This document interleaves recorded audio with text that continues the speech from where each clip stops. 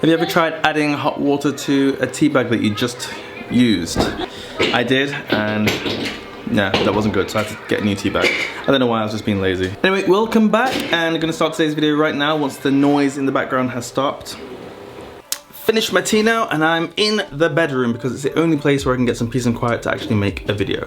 Just want to start today's video by saying today is Monday the 10th of February, and we're still in the middle of what is a brewing crisis. The coronavirus is still spreading, it's still rampant. The numbers are still going up, albeit they are slowing down. The numbers so far today are 40,653 infections with 910 deaths.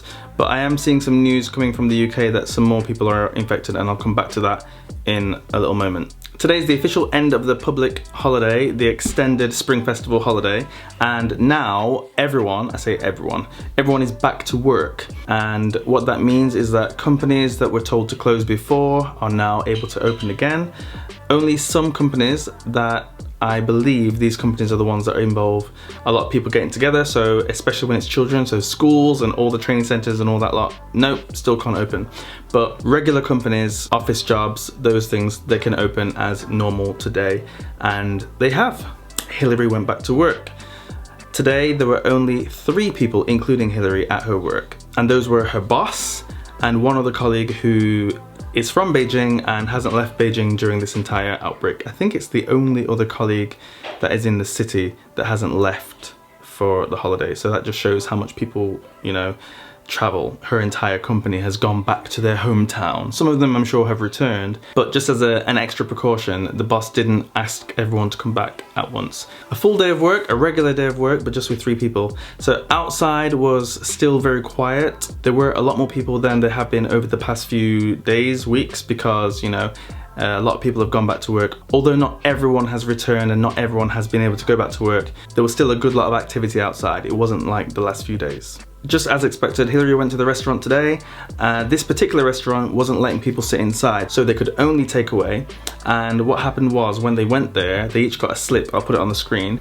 And this slip was a temperature check of the chef, a temperature check of the waiter, and a temperature check of the person who was putting the things into the takeaway bag.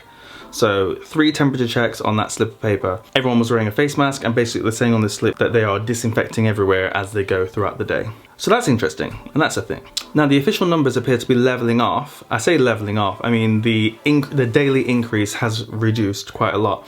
So if you look at the chart, look at the graph, it almost looks like it's about to level off. I'm going to be watching this, and I'm very curious because, you know, with everyone going back to work, today a whole bunch of new people would have come out and gone back to work.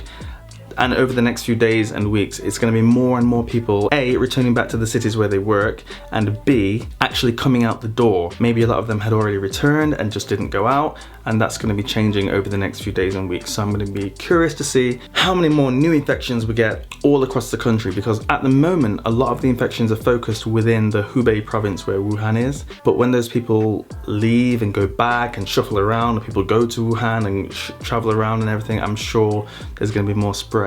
I am still optimistic though, because it does seem that the death rate is actually quite low.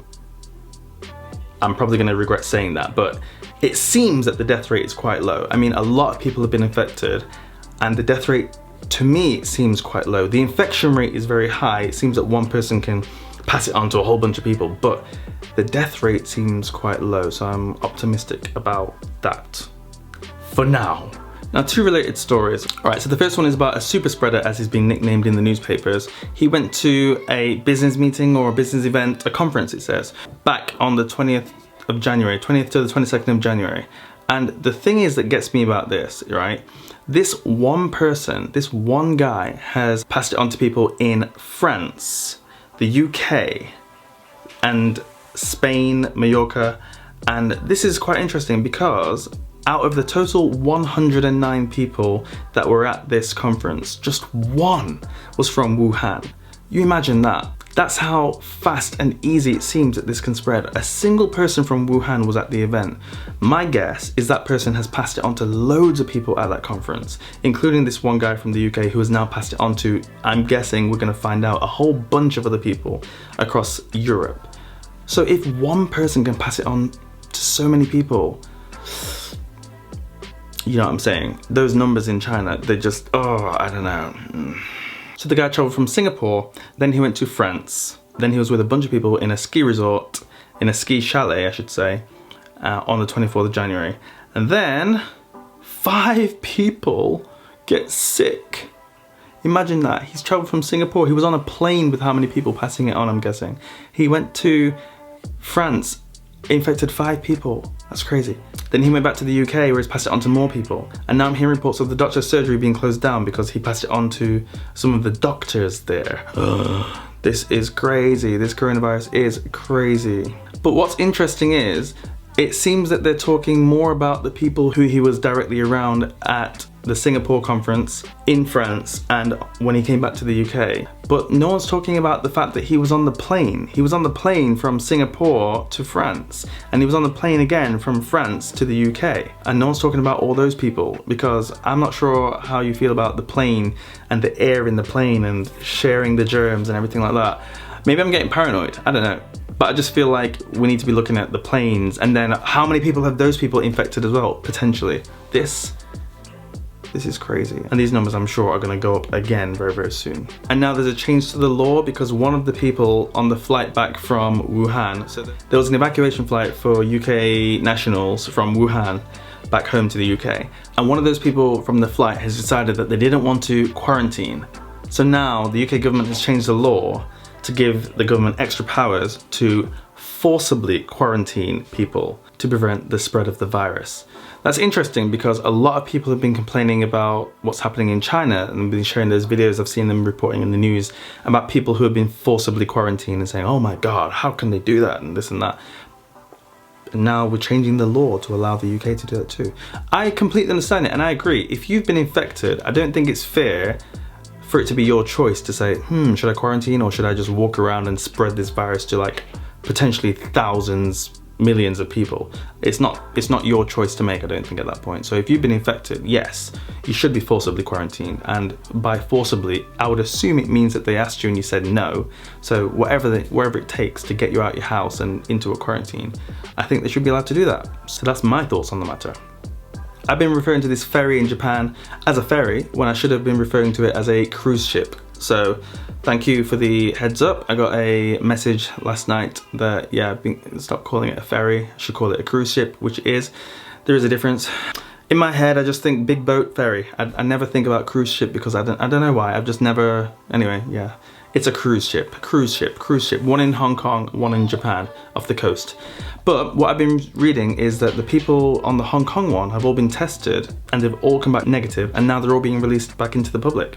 So, fair enough. But the ones in Japan, not so much. They've still got a high infection rate. And I'm not sure, because the last thing I want to talk about is the recovered thing. I've seen the stats on the recovered people, and that is really going up. That's really high, which is good, which is great. But what I noticed was in Germany, they did a test on people who had recovered, and those people were still carrying the virus and were still shedding the virus. They were still highly contagious and still infected. Although their symptoms had gone, their body had recovered, they still had it in their system. And if you were next to them, if you were, you know, the same thing as passing on in the first place, if they coughed, even if it wasn't a virus cough, they just coughed, cleared the throat, you're still at high risk of getting the infection from that person. So what does recovered actually mean? Does it mean your symptoms have gone, you've been released into the public? Or does it mean you've had a test and the virus is out of your system? That's what they need to be checking, and I'm not sure that that is consistent across all of the countries. I can't imagine that all these people, like they let out the Chinese doctors who had recovered, they let out a bunch of people in other countries who had recovered. I think America had released 2 or 3, but those are under close observation and self-quarantining. But some of the other countries are just letting them out. So are those people still infectious? I think there needs to be more information about that. If you've recovered but your body's still shedding, then you're equal risk as those people who are asymptomatic before they've been fully infected. And another thing about the cruise ships, there's that one that's just off the coast of Japan, but I'm sure that there were other cruise ships that are somewhere around the world that have also been around China and also had Chinese nationals from Wuhan that will be carrying the virus right now. I don't believe that there are only 2 cruise ships, one off the coast of Hong Kong, one off the coast of Japan, just 2 during this outbreak, which was over a period of about a month before they declared it as an emergency.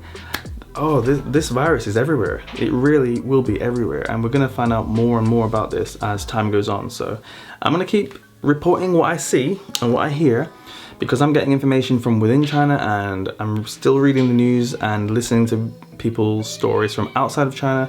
It's all going into here, and I'm just making my own opinions and sharing it with you. Don't take my word for it. Check it out for yourself. Find out, look in the newspapers, look online, and let me know what you think in the comments down below. And I will see you tomorrow. Goodbye.